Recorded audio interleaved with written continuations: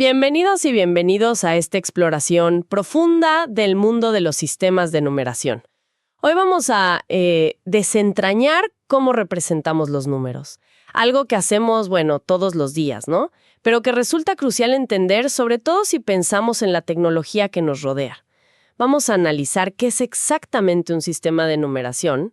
Empezaremos por el decimal, el que usamos siempre, y luego nos meteremos de lleno en el binario, que es como el lenguaje secreto de las computadoras. Y de paso miraremos un poco el octal y el hexadecimal, que son como puentes entre esos mundos. Para esto, nos vamos a guiar por unos extractos de materiales sobre arquitectura de hardware, específicamente de los módulos 1, 2 y 3 que tenemos que, cubren justo estos conceptos. Exacto. Y el objetivo creo que va más allá de solo definir qué son. La idea es entender por qué importan, cómo se relacionan entre sí y sobre todo por qué el sistema binario terminó siendo, digamos, la base de casi todo el procesamiento digital de información. Queremos descubrir esa lógica que hay detrás y cómo, impacta en que la tecnología sea fiable o no. Justo eso. Entender la base sobre la que se construye tantísimo. Ok, vamos a desempacar esto. ¿Listos para ver cómo piensan las máquinas? Numéricamente hablando, claro. A ver, arranquemos con lo más básico. Un sistema de numeración. ¿Qué es? Pues es un conjunto de reglas, ¿no? Y símbolos que acordamos para representar cantidades. Podemos pensar en los sistemas antiguos, como los números romanos, el I, B, X, donde los símbolos tienen valores fijos y se suman o restan. Sí, pero los sistemas que realmente cambiaron el juego, matemáticamente hablando, son los posicionales. El sistema decimal nuestro es el ejemplo perfecto. Ahí, el valor de un símbolo, de un dígito, no es fijo. Depende críticamente de dónde está puesto en el número. Ese concepto, el de valor relativo, es potentísimo. Y al decimal, claro, base 10, domina nuestra vida. Usa 10 símbolos, 0, 1, 2, hasta el 9. Y casi seguro que salió por los 10 dedos de las manos, ¿verdad? Es como muy humano. Es interesante que nació en India, hace siglos, por el cuarto antes de Cristo. Y nos llegó acá, a Europa, a través del mundo árabe. Matemáticamente, su fuerza está en las potencias de 10. Si tomas el número 528, por ejemplo, no es solo 5, 2, 8.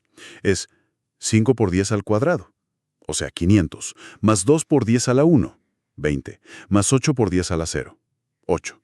La posición te dice por qué potencia de 10 multiplicar. Y esto funciona igual de bien con los decimales, usando potencias negativas. En 824.97, ese coma 97 es 9 por 10 a la menos 1, más 7 por 10 a la menos 2. Ahí se ve clarísimo lo del valor relativo. En un número como 24,2, el 2 de la izquierda vale 20. 2 por 10 a la 1. Exacto. Y el 2 de la derecha vale 2 décimas. 2 por 10 a la menos 1. Mismo símbolo, pero vale distinto por dónde está. Precisamente. Y esto, digamos formalmente, se describe con una estructura de polinomio. A veces la llaman algoritmo de numeración. Lo que dice básicamente es que cualquier número n en una base b es una suma, cada dígito a por la base b elevada a la potencia de su posición. O sea, n igual a 2 plus a1b1 plus a0b0 plus a-1b-1 plus 2. Esta estructura es la misma para todos los sistemas posicionales. Solo cambia la base b y qué símbolos a puedes usar, que siempre son menores que b. Vale, entendido. Ahora, si el decimal es tan intuitivo para nosotros, funciona tan bien, ¿por qué las computadoras se complicaron usando otro sistema? ¿No sería más fácil que usaran decimal y ya? Esa es la pregunta clave. Y la respuesta, fíjate, tiene raíces muy físicas. Tiene que ver con la fiabilidad y el costo de hacer máquinas que funcionen bien en el mundo real. Los componentes electrónicos, los transistores y demás, no son perfectos. Sus propiedades cambian con la temperatura, se degradan con el tiempo. Eso es el envejecimiento. Y, muy importante, sufren de algo llamado dispersión. Dispersión. ¿Qué es eso? En este contexto, ¿a qué se refiere? La dispersión se refiere a esas pequeñas diferencias que siempre existen entre componentes que se supone son idénticos. Imagina que salen de la misma fábrica. Es imposible hacer dos transistores, por decir algo, con características eléctricas exactamente iguales. Siempre hay una variación, un margen. Los fabricantes incluso te lo especifican. Ah, aquí es donde se pone interesante. Las fuentes que vimos usan una analogía buenísima con una bombilla. La figura 1A y 1B. A ver, imaginemos que queremos representar los números del 0 al 9 con una bombilla. En un sistema decimal, así, necesitaríamos poder distinguir de forma fiable 10 niveles de brillo, 10 intensidades. Ahora, piensa en binario. Solo necesitamos dos estados. Apagado es un 0 y encendido es un 1. Claro, la diferencia en fiabilidad es enorme.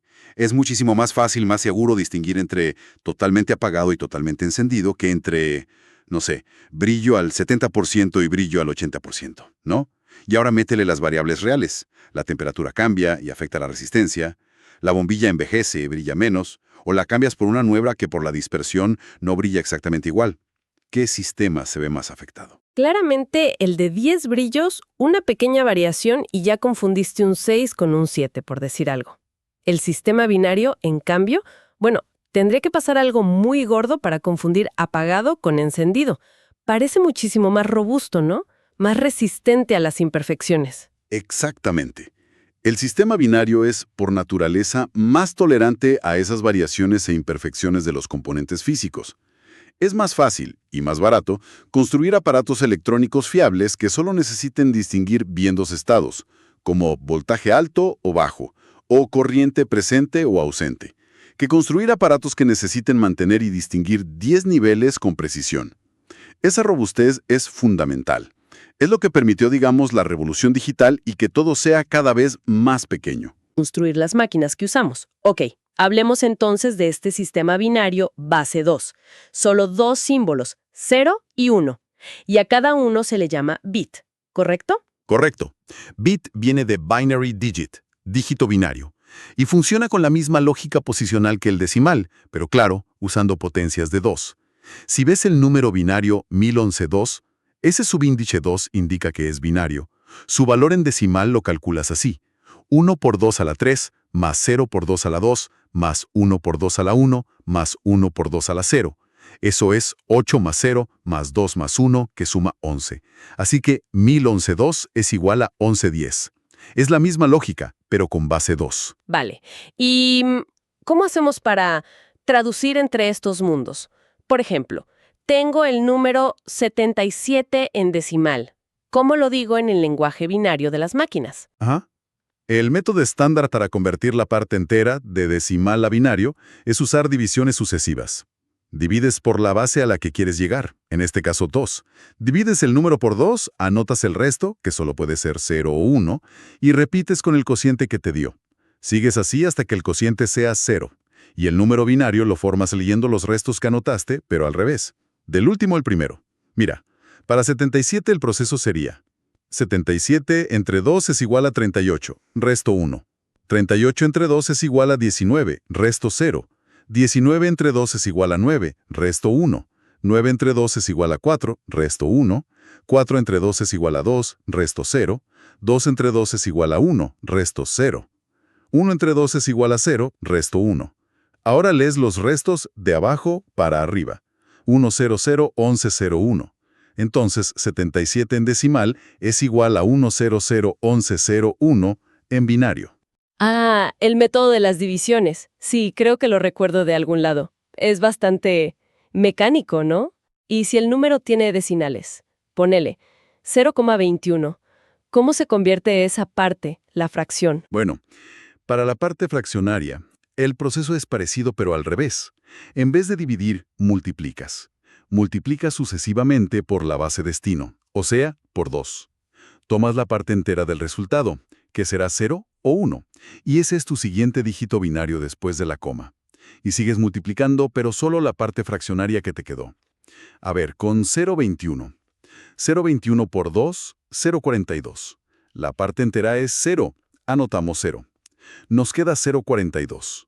0,42 por 2, 0,84. Parte entera, 0. Anotamos 0. Nos queda 0,84. 0,84 por 2, 1,68. Parte entera, 1. Anotamos 1. Nos queda 0,68.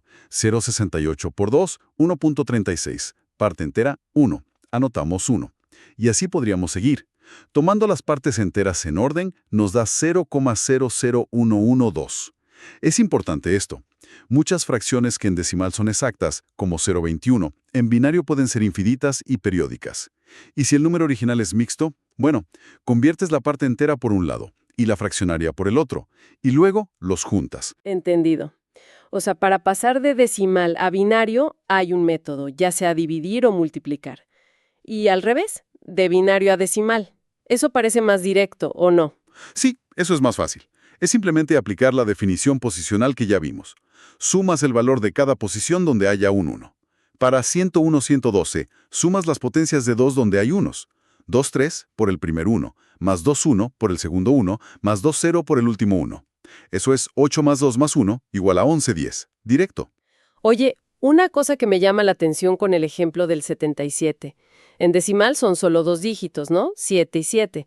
Pero en binario, 101-012 son 7 dígitos. Ocupan mucho más espacio los números binarios, parece. Totalmente. Esa es una característica inevitable, digamos. Como solo tienes dos símbolos, 0 y 1, pues necesitas más posiciones para representar la misma cantidad. La relación es que con n bits puedes representar 12n números distintos, desde el 0 hasta el 12n-1. Por ejemplo, con 8 bits, que es súper común, eso es un byte. Tienes 256 combinaciones. Puedes representar los números del 0 al 255. Y si son tan largos y, seamos sinceras, un poco difíciles de leer para nosotros, imagínate una cadena de 30 ceros y unos, ¿no es súper impráctico trabajar con ellos directamente? Dores, definitivamente, sería muy fácil equivocarse y muy tedioso. Y justo ahí es donde entran el sistema octal, base 8, y el hexadecimal, base 16. Ojo, normalmente no son la base en la que opera la máquina por dentro, esa sigue siendo binaria, pero son súper útiles. Son como una forma compacta, más cómoda, para que los humanos representemos o escribamos esas secuencias binarias largas. Y la magia está en que convertirlos a y desde binario es muy fácil. El octal usa dígitos del 0 al 7, 8 símbolos. El hexadecimal necesita 16, usa del 0 al 9 y como no hay más dígitos, añade letras. A, B, C, D, E, F. Esas letras representan los valores decimales 10, 11, 12, 13, 14 y 15. ¿Y por qué dices que es tan fácil la conversión entre binario y estos dos? ¿Cuál es el truco ahí? Lo fascinante es la relación matemática que hay entre las bases. Fíjate, 8 es 2 cubos y 16 es 2 a la cuarta. ¿Qué significa eso? Que cada dígito octal corresponde exactamente a un grupito de 3 bits, y cada dígito hexadecimal corresponde exactamente a un grupo de 4 bits. No hay que hacer cálculos complicados, es solo agrupar, una simple sustitución. Si ves la tabla de equivalencias, la figura 2 del módulo 1 lo muestra bien. Es directo. Miras un grupo de 3 bits y ya sabes qué dígito octal es. Miras un grupo de 4 bits y tiene su dígito hexadecimal. Ah, claro, ahora entiendo. Por eso a veces en programación o cuando ves códigos de color en diseño web, sabes, como hashtag FF0000 para el rojo, aparecen esas letras mezcladas con números. Es hexadecimal. Y lo que está haciendo es representar un número binario de forma más cortita. Exactamente eso. Por ejemplo, si tienes el número binario, digamos, 00101010111000101, lo agrupas de 4 en 4 usualmente de derecha a izquierda. 001, 1010, 1110, 0101. Buscas en la tabla, o si ya te lo sabes, 001 es 2, 1010 es 9, 1110 es 14, que en hexadecimal es la letra E. 0101 es 5. ¡Listo! Ese chorizo de bits es 29E516. Mucho más fácil de leer, escribir y recordar, ¿no? Y lo mismito para octal, pero agrupando de 3 en 3. Si tienes, no sé, 110, 111, 111, 001, 000, 110, lo agrupas. 110, 111, 111, 001, 000, 110. Y traduces directo. 110 es 6, 111 es 7, 001 es 1, 000 es 0, así que es 677, 106, 8. Son como una taquigrafía para el binario, muy prácticos. Las fuentes también mencionaban algo de nibble y byte. ¿Son importantes aquí? Sí, son nombres para agrupaciones estándar de bits. Un nibble, o a veces nibble, es un grupito de 4 bits, justo la cantidad que se corresponde con un dígito hexadecimal. Por eso es útil. Y un byte, o también llamado octeto, es un grupo de 8 bits. Esa es la unidad más común para almacenamiento y procesamiento. Un byte, claro, tiene 2 nibbles. Ok. Y hablando de almacenamiento y de bytes, siempre oímos kilo, mega, giga, tera, bytes. Supongo que no son exactamente 1000, 1.000.000, etcétera, como en el sistema métrico decimal, ¿o sí? Muy buena observación. No son exactamente. En el contexto digital, aunque usamos los mismos nombres, kilo, mega, giga, los prefijos se refieren a potencias de 2, no de 10. Porque, todo se basa en binario. La convención estándar, la que se usa casi siempre en computación, es un kilo, K, es 2 a la 10, que es 1024. Un mega, M, es 1024K, o sea, 2 a la 20. Es un poco más de 1.000.000, 1.048.576 para ser exactos. Un giga, G, es 1024M, que es 2 a la 30, un poco más de 1.000 millones. Y un tera, T, es 1024 giga, 2 a la 40. Un poco más de 1 billón, de los nuestros, millón de millones. Así que sí, un megabit mbit son 2 a la 20 bits y un kilobyte kb son 1024 bytes. Es una fuente común de confusión, pero viene de la naturaleza binaria de todo esto.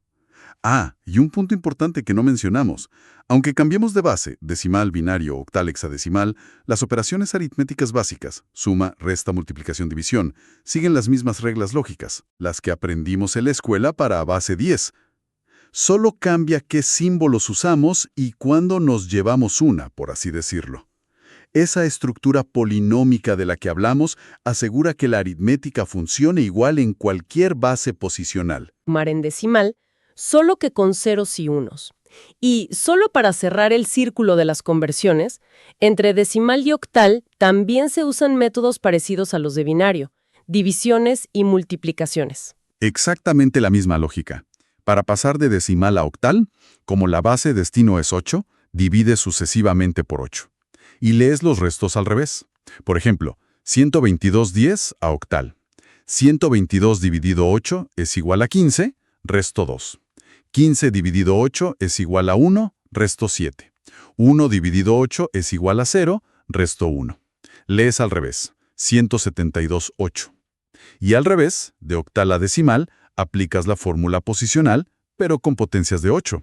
Ejemplo, 237/8 sería 2 por 8 al cuadrado, más 3 por 8 a la 1, más 7 por 8 a la 0. Eso es 2 por 64 más 3 por 8 más 7 por 1. Eso es 128 más 24 más 7, igual a 159/10. La misma idea, distinta base. Perfecto. Creo que con eso cubrimos los aspectos clave. A ver, si hacemos un resumen rápido. Entendimos que los sistemas posicionales son fundamentales y que el decimal es nuestro sistema humano, ¿no? Por los dedos. Pero para las máquinas, el rey es el binario, base 2. Y la razón es su robustez física. Es más fiable frente a problemas como cambios de temperatura o la dispersión de los componentes. Es más fácil construir tecnología fiable con solo 2 estados claros. Así es. Y vimos cómo podemos traducir números entre decimal y binario usando esos métodos de división y multiplicación sucesivas. También comprendimos para qué sirven el octal y el hexadecimal. No suelen ser la base de operación interna, pero son importantísimos. Son como una taquigrafía para que los humanos manejemos el binario de forma más cómoda y con menos errores, gracias a esa relación directa de 2 a la 3 igual a 8 y 2 a la 4 igual a 16. Y finalmente aclaramos qué significan kilo, mega, giga en computación. Potencias de 1024, 2 a la 10, no de 1000. Y todo esto, cómo representamos y manejamos los números, nos deja con una reflexión interesante, ¿no? Hemos visto que octal y hexadecimal son súper convenientes para representar o visualizar el binario, por esa relación 2 a la 3 y 2 a la 4. Pero, ¿qué pasaría si intentáramos ir un paso más allá? ¿Qué tal construir computadoras que operasen nativamente en base 8 o base 16? Es decir, que sus componentes más básicos pudieran tener 8 o 16 estados estables y distinguibles. en lugar de solo los 2 del binario. ¿Sería tecnológicamente posible hoy en día superar esos problemas de fiabilidad que originalmente nos llevaron al binario? O quizá hay otras ventajas o desventajas, más fundamentales, de operar directamente en bases más altas que no estamos viendo. ¿Valdría la pena el esfuerzo? Una vuelta de tuerca muy intrigante, la verdad. ¿Podríamos superar esas limitaciones físicas que hicieron rey al binario? ¿O hay algo más profundo en juego? Definitivamente algo en qué pensar. Bueno, con esto concluimos nuestra exploración de hoy sobre los sistemas de numeración. Gracias por acompañarnos y hasta la próxima.